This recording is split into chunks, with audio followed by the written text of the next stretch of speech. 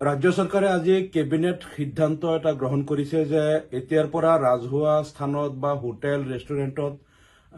গোমাংস নিষিদ্ধ কৰিছে।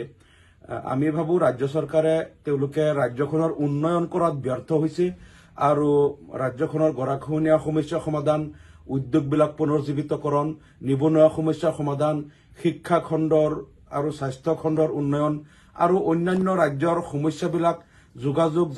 যাতায়াত ব্যৱস্থা এই সমস্যাবিলাক সমাধান কৰাত ব্যৰ্থ হৈ এতিয়া জনসাধাৰণৰ দৃষ্টি অন্যফালে ঘূৰাবলৈ এতিয়া তেওঁলোকে নকৰিবলগীয়া কামবিলাক কৰি আছে, যিবিলাক ৰাজ্য চৰকাৰৰ দায়িত্ব নহয়। এই চৰকাৰখন অহাৰ পিছৰ পৰা আমি দেখিছো কোনে কি খাব, কোনে কি পিন্ধিব, কোনে বিয়া পাতিব নে নাপাতিব, কোনে ল'ৰা ছোৱালী জন্ম দিব নিদিব, এইবিলাক ঘৰুৱা কামত তেওঁলোকে হাত দিছে আৰু এইবিলাক কৰি তেওঁলোকে নিজৰ কীৰ্তি জাহিৰ কৰিব বিচাৰিছে। আৰু যেতিয়া দেখিছে আমি একো কামেই কৰিব পৰা নাই আৰু অহা নিৰ্বাচনত কি লৈ ৰাইজৰ ওচৰত যাম, তাৰ পিছত তেওঁলোকে বিভিন্ন ঠাইৰ নাম পৰিৱৰ্তন কৰি কৰিমগঞ্জৰ ঠাইত শ্ৰীভূমি বা এনেকৈ নাম পৰিৱৰ্তন কৰি দেখুৱাই আছে যে আমি কিবা কাম কৰি আছো। আৰু এতিয়া তেওঁলোকে আকৌ ৰাজহুৱা স্থানত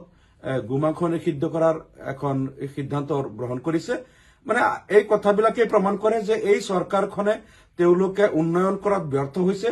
আৰু সেইকাৰণেই তেওঁলোকে এনেকৈ কোনে কি খাব, কি পিন্ধিব, কোনে বিয়া পাতিব নাপাতিব, ল'ৰা ছোৱালী জন্ম দিব, খালি এইবিলাক লৈ লাগি আছে। আমি এতিয়াও আহ্বান জনাইছো চৰকাৰক যে আপোনালোকে এই জনসাধাৰণৰ ব্যক্তিগত জীৱনৰ বা এই তেওঁলোকৰ খোৱা পিন্ধা, বিয়া বাৰু পতা এইবিলাক বাদ দি কেনেকৈ সামগ্ৰিকভাৱে অসমখন উন্নয়নৰ পথত আগুৱাই নিব সেই বিষয়ে চিন্তা কৰক, তেনেহলে দেশৰ কল্যাণ হ'ব আৰু আপোনালোকক ৰাইজে ভাল পাব। ধন্যবাদ।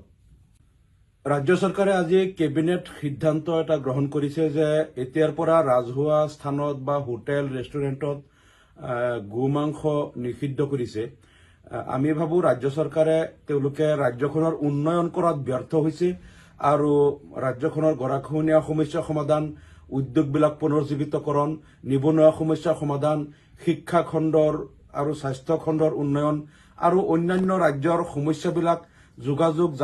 যাতায়াত ব্যৱস্থা এই সমস্যাবিলাক সমাধান কৰাত ব্যৰ্থ হৈ এতিয়া জনসাধাৰণৰ দৃষ্টি অন্যফালে ঘূৰাবলৈ এতিয়া তেওঁলোকে নকৰিবলগীয়া কামবিলাক কৰি আছে, যিবিলাক ৰাজ্য চৰকাৰৰ দায়িত্ব নহয়। এই চৰকাৰখন অহাৰ পিছৰ পৰা আমি দেখিছো কোনে কি খাব, কোনে কি পিন্ধিব, কোনে বিয়া পাতিব নে নাপাতিব, কোনে